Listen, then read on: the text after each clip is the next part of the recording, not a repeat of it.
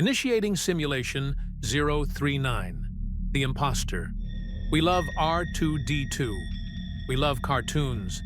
But when a robot looks almost human, we feel sick. This is the uncanny valley, a graph of human comfort. As things get more human, we like them more. Until a specific point where affinity drops off a cliff into terror. Wax figures, bad CGI androids. They trigger a biological revulsion response. Your brain screams, something is wrong. Evolutionary psychologists have a theory. It's called pathogen avoidance. A corpse looks almost human, but it is dangerous. The fear keeps us away from disease. But there is a darker theory.